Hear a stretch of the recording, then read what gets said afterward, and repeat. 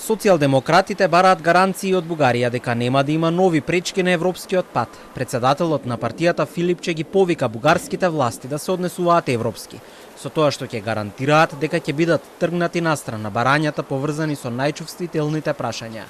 Овој став на лидерот на СДСМ доаѓа 3 дена откако Комитетот за надворешни работи на Европскиот парламент го одложи гласањето за усвојување на предлог извештајот за Македонија за 24 јуни.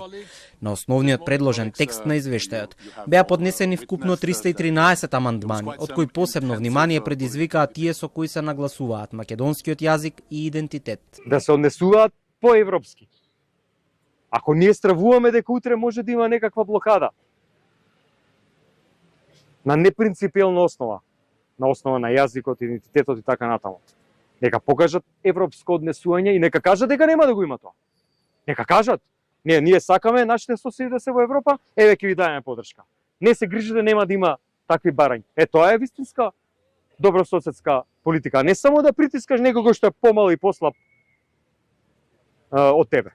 Од ВМРО ДПМН реагираа на изјавата на лидерот на СДСМ со оценка дека дошол на нивниот став. Филипче дојде на ставот на ВМРО ДПМН дека не е само прашање промената на уставот. Дали ова негова изјава ќе еволуира во изјава како она додека дишам мојата македонска жица, никој нема да ја допре, пошто ќе следи едно ново велепредавство на македонските национални интереси, слично со она што се случи со неговиот ментор, со кого тоа е вака секој ден.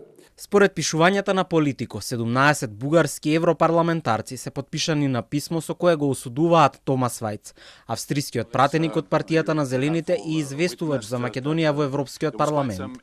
Од бугарска страна оценуваат дека македонската влада извршила прекумерно влијание врз Вајц и дека тој ги игнорира нападите на бугарското малцинство во земјата.